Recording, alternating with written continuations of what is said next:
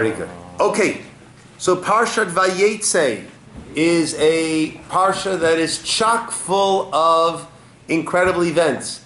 We have Yaakov's dream, his classic dream with the ladder and the angels. We'll start with that. Then we have him on his way meeting Rachel, his wife-to-be, but there'll be a great delay before she becomes his wife-to-be. And he'll be there in the house of Lavan. We'll have the marriage to Leah, and then the marriage to Rachel, and then we have the children being born, and then we have him leaving the house of Lavan. It's a very, very busy week. Very, very, very busy week. What page are we? We're on page 144. So let's begin with the ladder. And we'll discuss a few things about the ladder that I think are very, very interesting and relevant. Okay, Miri, you want to start with us? Vayetze? ויצא יעקב מבאר שבע וילך חרנה. ויפגע במקום וילן שם כי באה השמש ויקח מאבני המקום וישם מרחקיו וישכב במקום ההוא. ויחלום והנה סולם מוצב ארצה וראשו מגיע השמיימה. והנה מלאכי אלוהים עולים ויורדים בו. Perfect. Let's get that in English, please. Cheryl? First paragraph. First paragraph. Yaakov departed from Beersheba and went toward Haran. He encountered the place and spent the night there because the sun had set. He took from the stones of that place which he arranged around his head and lay down in that place, and dreamt, and behold, a ladder was set earthward, and its top reached heavenward, and behold, angels of God were ascending and descending on it. Okay. So, he came to the place, Vayifga b'makom, and Rashi brings the sages that this was right above Yerushalayim, this was the holy place. And he has a dream, there's a ladder, its feet are on the ground, and its heads are reaching up to the heavens, and angels of God are ascending and descending there. Okay? What does this ladder represent? And why, right? So I've mentioned before, it's actually in the newsletter going out this week, the Nefesh HaChaim explains very beautifully that the ladder represents mankind. In other words, we look at a person and say, okay, 5'3", 5'5", 5'7", 5'9", that's how tall the person is. But that's not correct. The physical person is wherever we are, right? But our eyes only perceive the physical. Actually, there is a neshama, a soul, that the body can't contain fully. That's why we mentioned before, the body is referred to as the shoe. Just like a shoe houses the lowest part of the body houses the lowest part of the soul. And actually, we have this beam of light, this beacon of light, this neshama that goes from us up to Shamayim. So we are this ladder. We are this ladder that has our feet on the ground and our head, Rosho Magia Hashamayma. Our heads reach up to the heavens. According to that, what would the meaning be of angels ascending and descending? If we are the ladder, what does it mean that angels are either ascending or descending on us, on our ladder? Connection to heaven, good. And what would angels ascending represent? What would angels descending represent? Birth and death. Okay, birth and death. I would say also heightened spirituality or diminished spirituality, meaning we are the ones who determine the level of spirituality in the world. Our actions either, right? Actually, when I look at it, we bring the angels down into this world, or we send them up and away. We banish them from this world. We determine the spiritual state of the world. So to speak, God handed the keys over to us. It's like combination of Jacob and Esau. No? Interesting. What do you mean? In each of us is kind of like combination of Jacob, more spiritual, and Esau, more material. And material. Okay, interesting.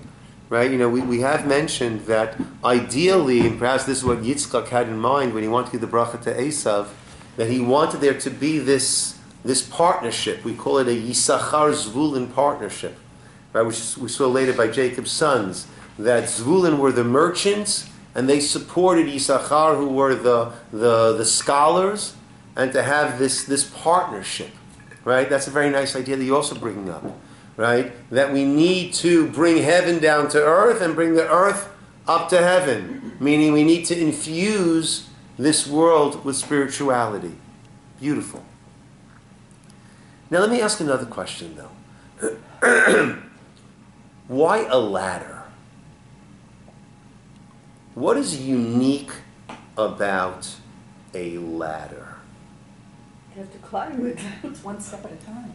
Okay, you have to climb it, and it's one step at a time. Okay, so this ladder is connecting heavens and earth, but with a ladder, there are a couple of unique things about a ladder.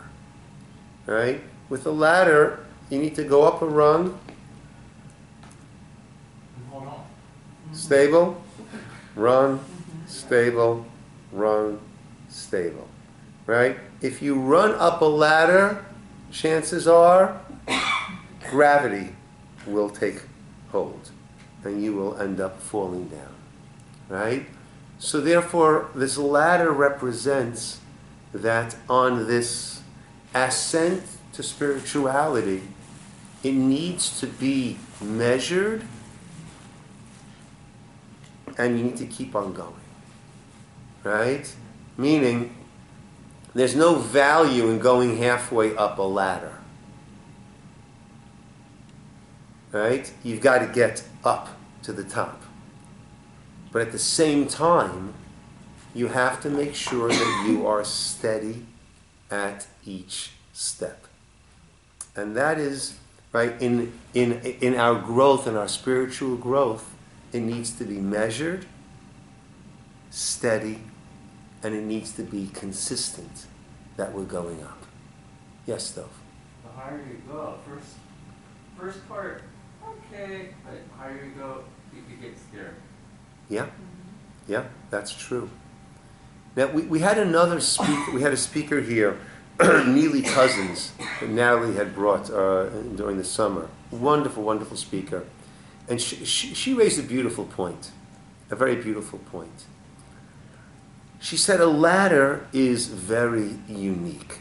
Well, first of all, she pointed out, the Torah, the movie The Matrix, right? So the Matrix is that everything is being organized, right? It just has this appearance. But every once in a while there was a blip in the Matrix, and you realized, hey, there's something going on. So she called this a blip in the Matrix, opening up our eyes to seeing there's something more over here. When the prophets describe angels, how do angels move around?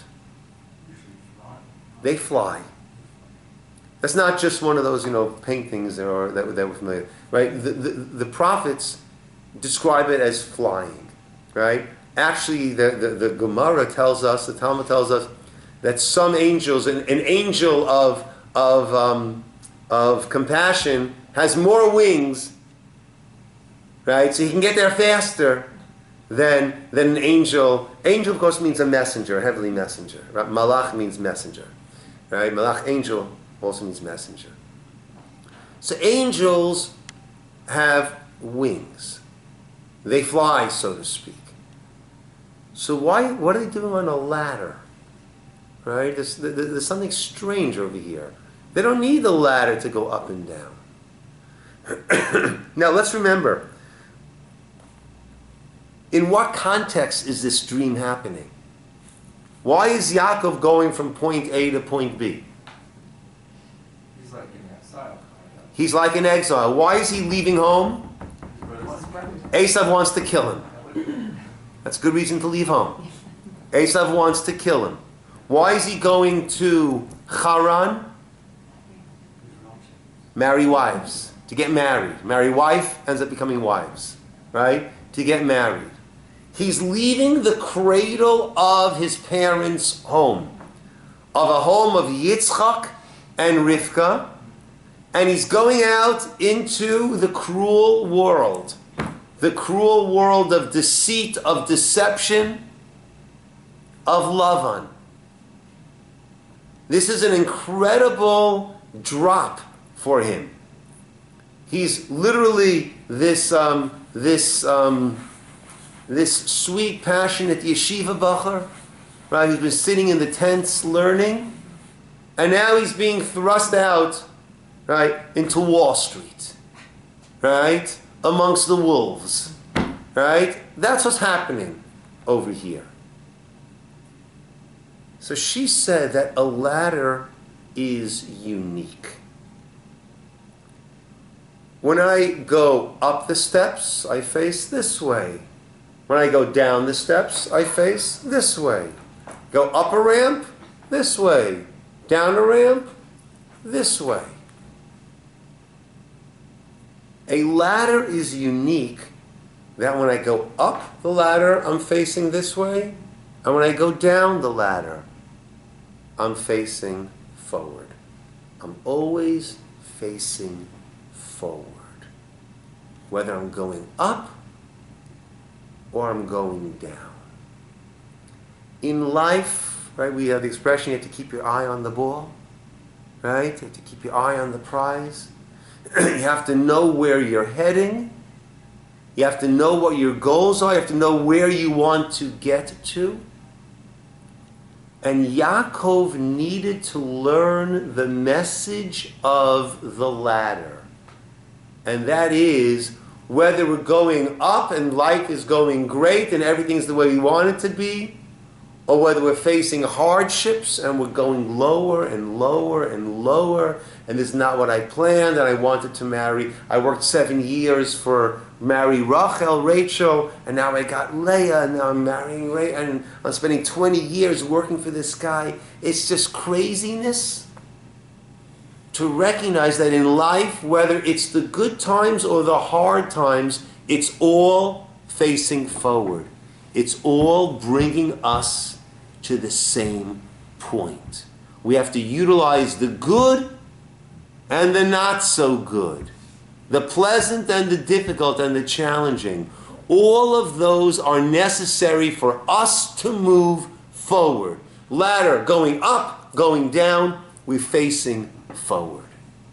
And that was the message that Yaakov needed to hear as he's going out from the beautiful, sheltered confines of his life until now, out into the world at large with all of its challenges. That's the facing forward of a ladder. I saw something interesting this morning on aleph-beta.org. We say that the top of the ladder, magia, varosho, its top, its head, magia hashamayma, was reaching up to the heavens. Where did we have before something that its head was reaching up to the heavens?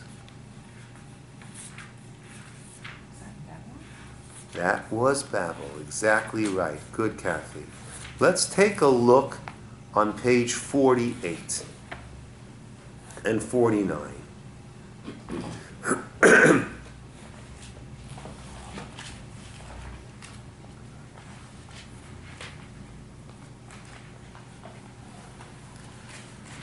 in English first? Yeah, you want to take chapter 11? You want to take the first, in English first, Rachel, take the first 3 verses. The whole earth was of one language and of common purpose. And it came to pass, when they migrated from the east they found a valley in the land of Shinar and settled there. They said to one another, "Come, let us make bricks and burn them in fire." And the bricks served them as stone, and the bitumen served them as mortar. Good. Kathy, take Dalit. Take Dalit in Hebrew, and then Rachel, you'll take that again in English. Vayomru. Vayomru hava nidme lanu ir umida. I'm sorry, umida verosho bashamayim. Okay, good. Rosho bashamayim is the same words, right? Its head will be where? In the heavens. Continue. V'naaseh. V'naaseh lanu shem pen nafutz al penei kol haaretz. Beautiful. In English, please, Rachel, take And that. they said, "Come, let us build us a city and a tower with its top in the heavens, and let us make a name for ourselves, lest we be dispersed across the whole earth." Beautiful. Should we hire her, Miriam? What do you think? Yes. Pretty good, huh? Okay. So what would the connection be these 2 places where we have the head reaching up to the heavens? We have the tower and we have the ladder. Both was Rosho Hashamayim. What is a parallel? What can be learned between these 2 heads of the heaven? And they're actually the opposites, two sides of the same coin. On an opposite side, you see man's attempt doing it his way, and maybe the latter more representing God's way. Okay, man. Okay, so let's probe a little bit further. The tower was man's attempt to do what? To fight against Hashem. Right? To fight against Hashem. Miri, what did you say? To be God-like, right? That we want to take over the heavens, right? We don't want to be ruled by the heavens, so let's make our actually pathetic little tower, right? But at that time, it was an incredible technological advance. And that way, mankind will take over and control. We're going to bring mankind up to the heavens. And here in Vayetze, what do we need to do? Bring the heavens down to earth. Bring the spirituality down to earth. Right? We know famously before that Abraham, he refers to God first as Elokei HaShamayim, the God of the heavens, and then he later refers to him as Elokei HaShamayim V'ha'aretz, the God of the heavens and the earth. Before Abraham, God was the God of the heavens. What did Abraham do? He made him the God of the heavens and earth. He brought him down into this world. And that goes back to what we were discussing before about a ladder. Right? The ladder is that point. Right? Mankind is the ladder, the Nefesh HaChaim, and we could bring the angels down into this world. We could bring the spirituality down into this world. How do we bring spirituality into this world? Torah and mitzvot. Right? Through connection to God. Connection to God, as we understand it, is through the Torah and the mitzvot. The Torah tells us these are acts that will bring about a God connection. Those are the do's of the Torah.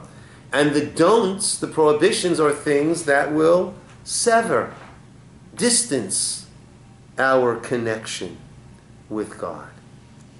So they wanted to get up to Shamayim, and we want to bring Shamayim down to us. One of Rabbi, I had a chance to visit the yeshiva that I taught at when I was in Israel a few weeks ago, and I got to visit one of my Rabbeim. One of my rabbis who was a colleague for many years passed away. I got a chance to visit with his wife, which was very, very nice. And known as the Mashri Bloomfeld, right? I think he had been in Denver, and he said Denver is a mile-high city, right? Right? And that's where the earth is closer to the heavens. He said, but Yerushalayim is where the heavens are closer to earth. Right? Right? Are we bringing it down? We're bringing the spirituality, right, into the world. Right? I said last night, right? I said before about mitzvah, so you heard it last night. The word mitzvah, remember this? The word mitzvah is an incredible word. Right? So mitzvah is a commandment. Right? So we have let's say in Hebrew, we have a malveh, someone who lends.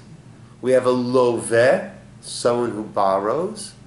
And the milvah is the loan. And that's where the borrower and the lender intersect. That's the flash point, the meeting point. Lender, borrower, malveh, loveh, milvah, loan. Similarly, we have a mitzaveh, a commander, the one who's giving the command. We have the mitzuveh, those who are commanded. And where do the mitzaveh and the mitzuveh, the commander and commandee, where do they meet? The mitzvah. That is the flashpoint of heaven and earth. Commander, commandee. That is the flashpoint, the meeting point of heaven and earth. And this is contained in the word mitzvah. How is that? So, the last two letters of the word mitzvah are vav, hey. Just like we have God's name that we don't pronounce, yud, followed by hey, followed by vav, followed by hey. So vav, hey is, so to speak, like the lower part, the earthlier part, the end of God's name. Now, in Hebrew we have a way of understanding the alphabet called atbash. Atbash is a reflection, right? If I put a mirror on aleph, then what is reflected? Tuf. Aleph is the first letter, tuf is the last letter. Atbash, bet is the second letter, shin is the second to last letter. And these letters are connected. Aleph to Taf, Bet to Shin, Gimel to Resh, etc., etc., etc. So we have the mirror image of the letters. Let's take the first letter of the word mitzvah, Mem. Let's count, how far is that from the end? Mem, Nun, Samech, Ayin, Pei, Tzadi, Kuf, Resh, Shin, Taf. So Mem is 10 from the end. What is its counterpart, its mirror image, its reflection? 10 from the beginning, which is Yud. The second letter, Tzadi. Let's see. Tzadi, Kuf, Resh, Shin, Taf. Tzadi is 5 from the end. What's its mirror counterpart? 5 from the beginning. Hey. So what do we have? The Mem Tzadi is a reflection of Yud, Hey, followed by Vav, Hey. I always say, for a person who doesn't believe, you can't make these things up. They say truth is stranger than fiction. You can't make these things up. What is a mitzvah? A mitzvah is a reflection of the Yud Kei being met by the Vav Hey, and we have this meeting of the heavenly and the earth. That's what a mitzvah is. Mitzaveh, mitzuveh, mitzvah. The flashpoint. It's that reflection of God that we're able to come up and meet. That's what, you can't make this up. Mary, what do you think? Can't make these things up. Can't make these things up. So I understand non-Hebrew. I'm sorry? Can appreciate this. Yes, you have to understand and appreciate Hebrew. But the wisdom and the depth of Lashon HaKodesh, of the Hebrew language, is truly otherworldly. Right? The first letter of the Hebrew of the alphabet is Aleph. Its numerical value is 1. Now, the letter is not A, the letter is Aleph. So there's a word for the letter. Right? We hear that? The letter is not A, it's Aleph. How do you spell Aleph? Ayin, Aleph, Lamed, Fe. Let's take numerical values. Aleph is 1. Lamed is 30. Fe is 80. What does that equal? 1 plus 30 plus 80? 1, 1, 1. 111. Right? Because Aleph is the epitome of 1. Right? It just goes, the wisdom and the depth, right? What is, and this is from Uzi, what is a person, mankind is referred to as Adam, right? What is a human being? There's the physical part, and there's the spiritual part. Adam is Aleph, 1. The one, Hashem Echad, is the true one. And Daled Mem. What does Daled Mem mean? Dam. What's Dam? Blood. That's the physicality. Where does the Dam come from? So Daled Mem has a gematria, numerical value. Daled is 4, Mem is 40, 44. Where do we get our physicality from? Mom and dad. Father, Av, Aleph, Bet. That's 3. Mother, Aim, Aleph, Mem. That's 41. 41 and 3 is 44.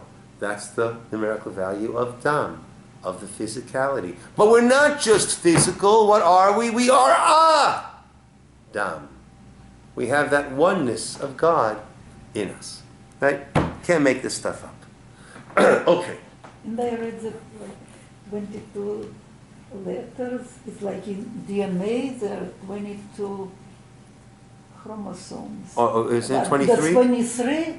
Yeah, that are both like have male and female, and only 23rd it is either X or Y. Right. That determines the Interesting. sex. Interesting. Interesting. Gender. Okay, let us go a little further. And also a very interesting thing. Yaakov wakes up from his dream. He realizes it's a holy place. And now he is all ready to go. Actually, take a look at page 146, chapter 29.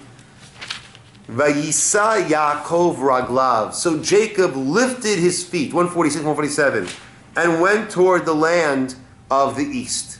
Right? What does it mean he lifted his feet? What does that mean he lifted his feet? How else do you go? Right? But what image do you feel when you say he lifted his feet? Ran. I'm sorry? Ran, energy, excitement, exuberance.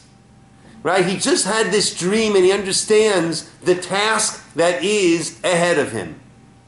And therefore he was in an uplifted state, and he lifted his feet and he went. And behold, a well in the field. Right? There was a well in the fields. Right? So Yaakov met his wife by a well, by water, right? And Eliezer met Rivka by a well. And Moshe met Sipporah by a well. I like to joke, and I met Natalie at the Lake House Hotel. See? Okay. And he comes there, and there's a well in the field, and behold, Shlosha edrei tzon rovtzim aleha. 3 flocks of sheep lay there beside it. Why? Ki min ha'be'er ahi yashku ha'adarim. Because it was from this well that they would water the flocks. Ve'even gedola al pi ha'be'er. And a large stone, actually interesting, the large stone, I'm not sure what the large stone, was on the mouth of the well. And the shepherds would do that to make sure that no one got there before the others and would take more water than they should or go out of the order, whatever they had determined.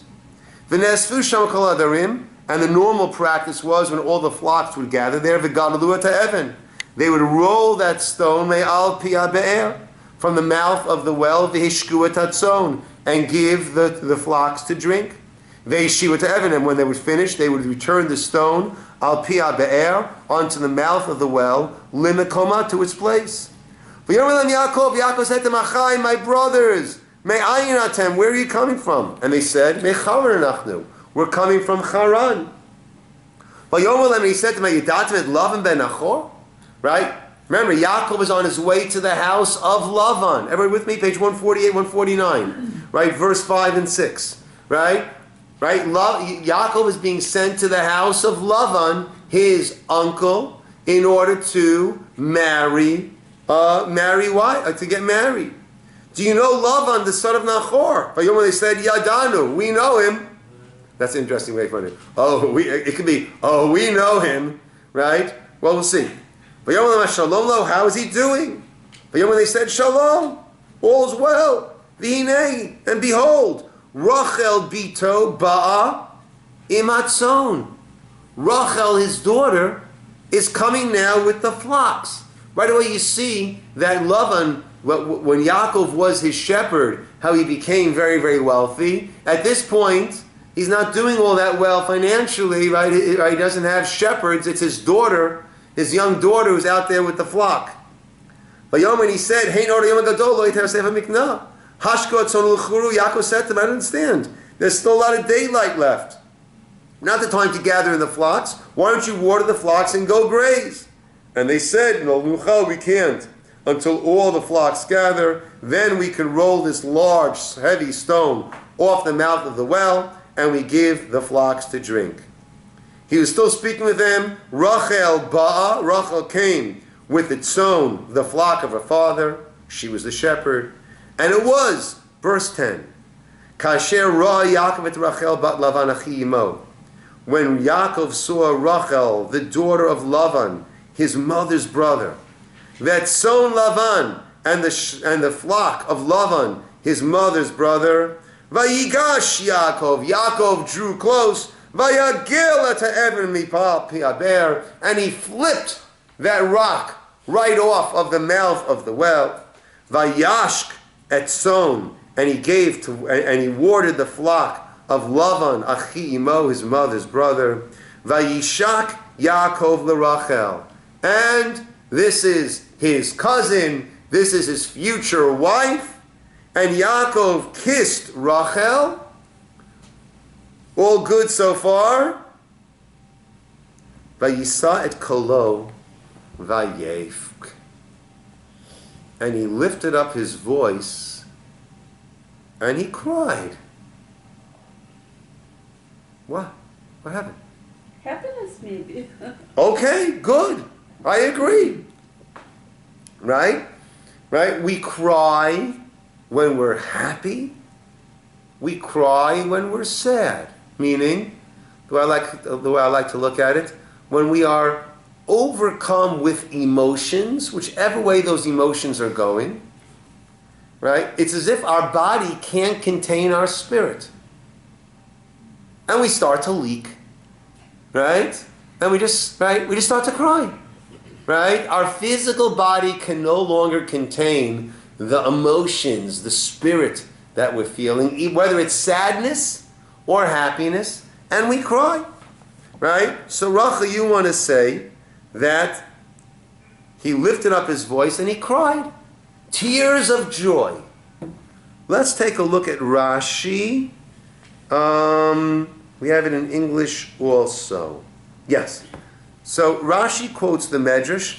The English brings it here, page 149, the bottom of the first column. by verse 11, Vayefk, and he wept. Someone take that for us in English, please. Rashi gives two reasons from the Medrash. Someone take that, please, for us. 149, the English, all the way on the bottom of the very first column, verse 11, Vayefk, and he wept. Jacob wept. Someone take it, please. And he wept, Jacob wept, because he foresaw that Rachel would not be buried with him in the cave of Machpelah. Okay, number one. Right. He had a prophecy. The prophecy was that Rachel would not be buried with him in Marat HaMachpelah. Who's buried in Marat HaMachpelah? Leah is there. Rachel is in Kever Rachel by Beit Lechem. Adam and Chava, Adam and Eve, Avram and Sarah, Abraham and Sarah, Yitzchak and Rivka, Isaac and Rebekah, Yaakov and Leah, not Rachel. So he realized that, this ultimate, eternal union that a couple wants to have of being buried next to one another, he realized that he would not have that. Why is that happening now? Where do we see this from? A little bit strange. Let's continue. And another reason he wept was because he had come empty-handed. He thought, Eliezer, who was my only grandfather's servant, came from my mother laden with riches, while I come here destitute. Right? This is the same place where Eliezer had come, and had brought back Rivka.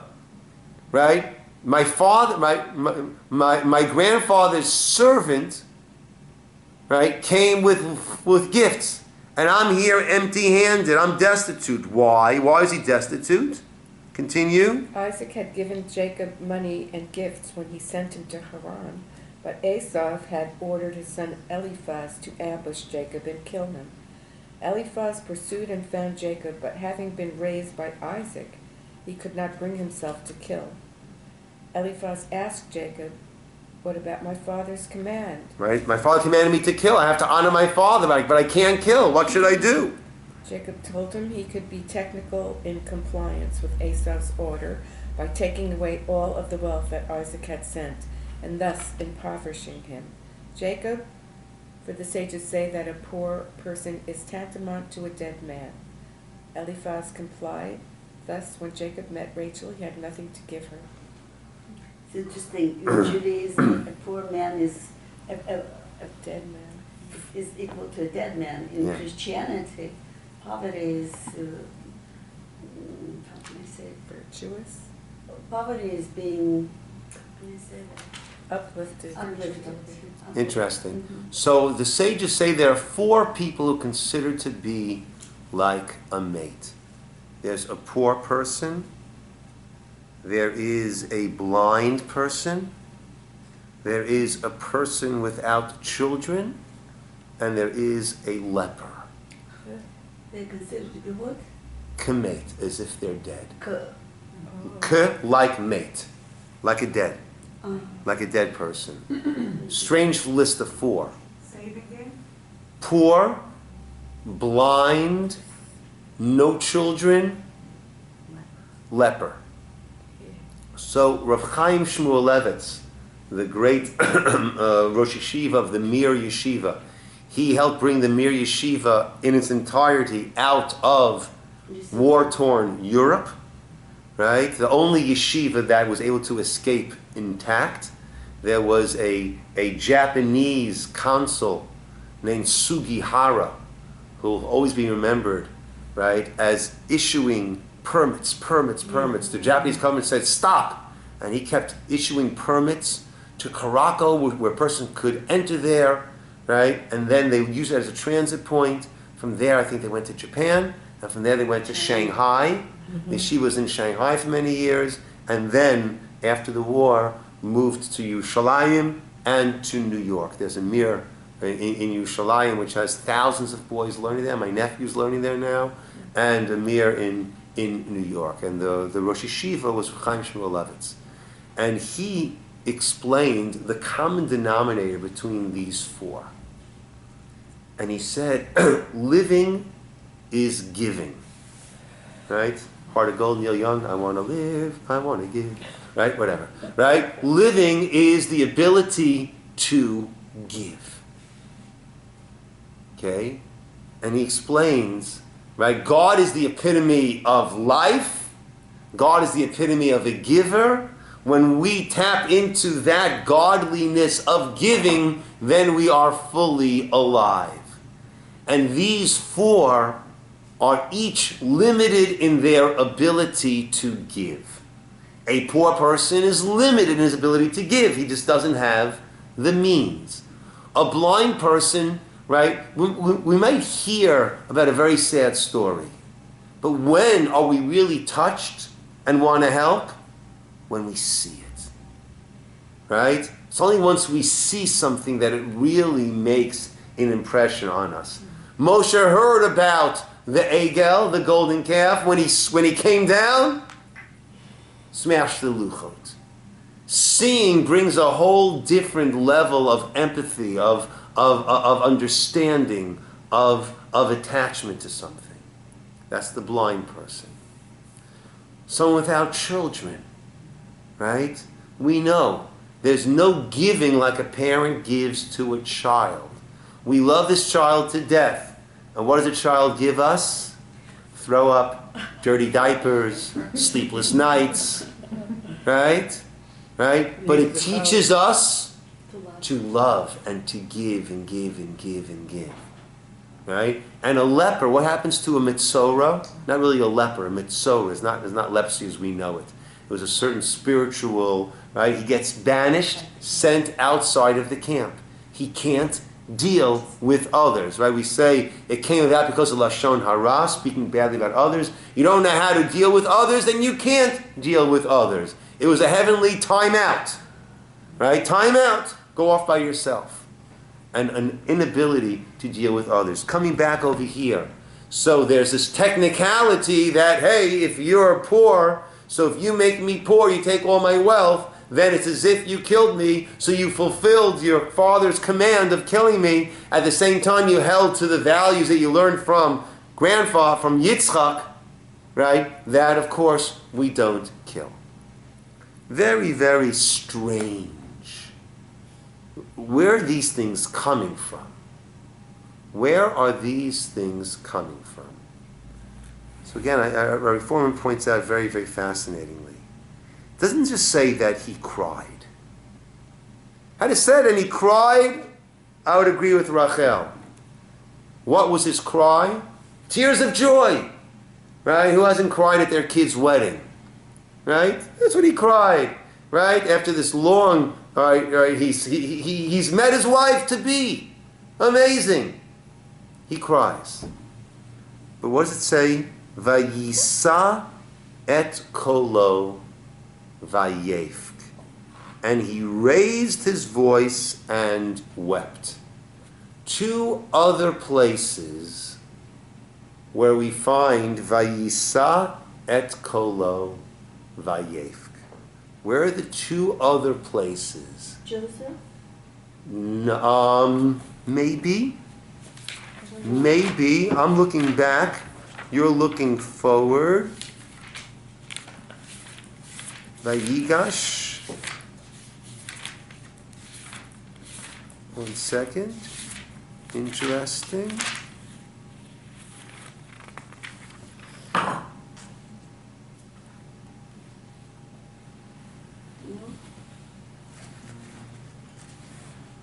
Vayitain et kolo bivchi. He gave his voice towards cry. Not vayisa et kolo. Not exactly the same term as it is over here. Vayisa et kolo vayefk.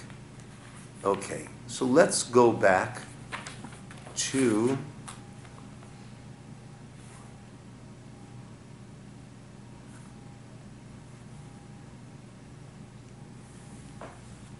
He or someone else raised his voice. go back to page 96, 97.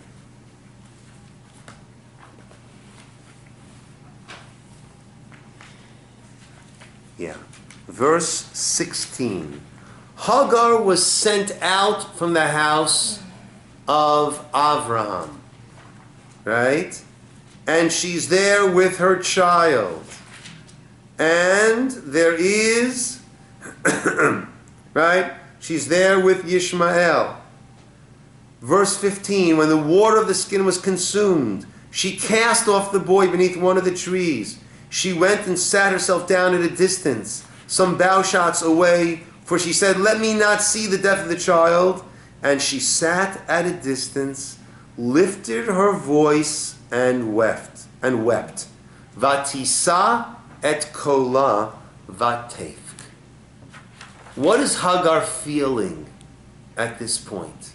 Sadness. What type of sadness? Absolutely helpless to do Helpless, right? A dream gone awry. She married Abraham, she had a child, and now what's about to happen? Right? About to die. So Vatisad Kolo Vatef is not just a little bit sad. It is a haunting, eternal sadness. Grief. Therefore, the first of the Chazal, of the Medrash, why